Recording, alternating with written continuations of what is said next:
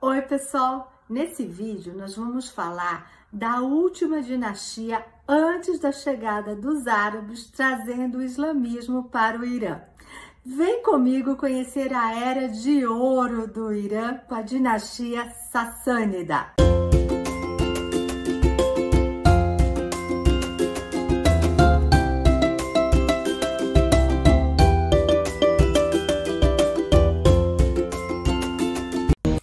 O Império Sassânida foi o último, Império Persa pré-islâmico.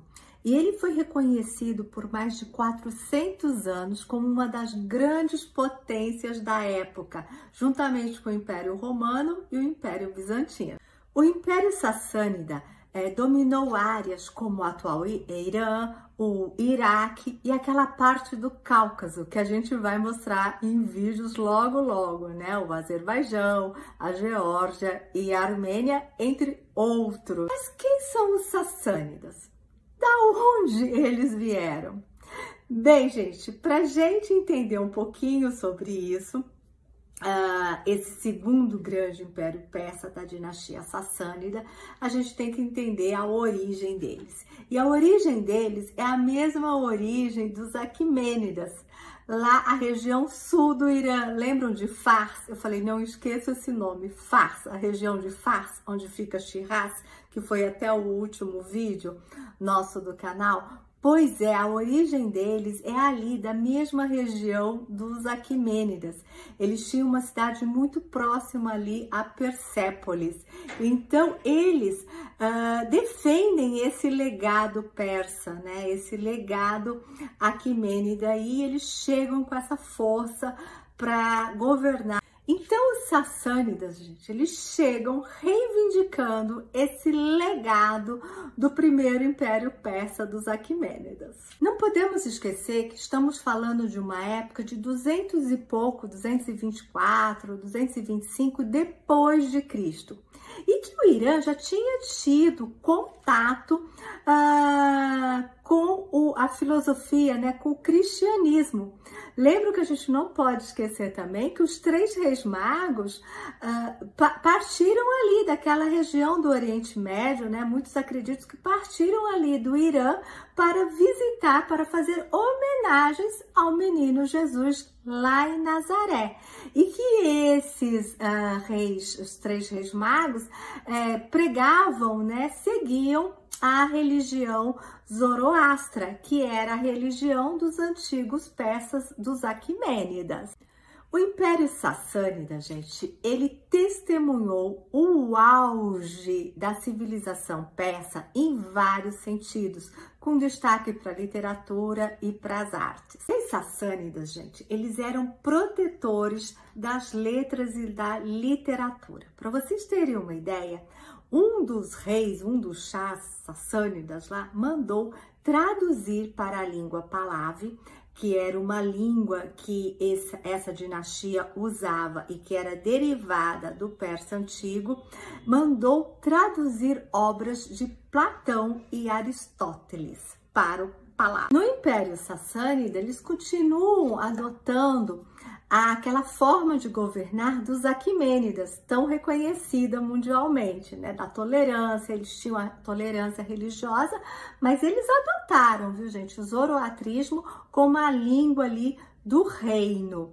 Tanto que o Shah, lá, o rei, ele começou a se considerar a voz de Deus. Os reis sassânidas também, eles ficaram conhecidos como construtores de cidades. Foram muitas cidades, muitas cidades que foram formadas naquela época. E essas cidades, elas tinham um layout, um planejamento bem interessante. Elas eram formadas em círculos. E no meio desse círculo tinha uma torre que seria a representação ali do Shah, do Deus, algo mais religioso. Como exemplo de cidades, temos Ctesifonte, que foi considerada uma das cidades mais próximas da época, e o arco em estilo sassânico serviu de inspiração para a entrada do Museu Nacional do Irã. Outra cidade do período sassânico e que merece destaque é Bishapur, que fica a mais ou menos 120 quilômetros de Shiraz e que não tivemos a oportunidade de visitar suas ruínas. O ponto mais importante sobre essa cidade é a combinação de arte e arquitetura persa e romana, que não havia sido vista antes da construção de Bishapur. Nas escavações da cidade foram encontrados vários mosaicos que estão no Museu Nacional do Irã e que podemos ficar cara a cara e realmente é impressionante. Antes de Bishapur ser construída, quase todas as principais cidades da Pérsia tinham uma forma circular, conforme citamos. Bishapur é a primeira cidade persa com as ruas não circulares. E o nome Bishapur deriva de Shapur. Shapur foi um dos reis mais conhecidos da era sassânida. Foi o segundo rei sassânida. E ele infligiu uma tripla derrota aos romanos, tendo matado Gordiano III, capturado Valeriano e forçado Filipe o Árabe a render-se. E olhem aí os mosaicos que vimos no Museu Nacional do Irã, que foram obtidos na cidade de Bishapur. Uma mercadoria muito preciosa eram os vasos e potes feitos de vidro pelos sassânidas. E como são peças quebráveis, muito delicadas e feitas com tamanha maestria pelos sassânidas, eram muito, mas muito valiosas. Essas mercadorias atravessaram várias fronteiras. Os mercadores iranianos dominaram por vários anos o comércio entre a China e a Europa por meio da Rota da Seda, ou seja, séculos antes do famoso Marco Polo pisar em solo chinês. Os sassânidas conseguiram criar outra idade de ouro no Irã, mas no final da dinastia, a guerra incessante com os romanos, bem como disputas internas pelo trono imperial e problemas econômicos devido à salinização das terras agrícolas da Mesopotâmia, que era o celeiro do império, exauriu o Império Sassânida e o tornou uma presa fácil para tribos nômades que emergiam da Arábia e traziam consigo a mensagem do Islã. Com o assassinato do Shah dos Shahs dos Sassânidas e a fuga do que restou da família real sassânida para a China em meados do século VII d.C., isso marca a queda da dinastia sassânida e o fim do Irã antigo.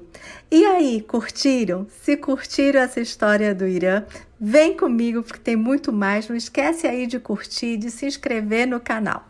Porque nas cenas dos próximos capítulos dessa aventura, os árabes estão chegando os árabes. E vocês não vão querer deixar de acompanhar essa aventura, né? Então aí, curte aí, se inscreva que é tudo feito com muito carinho.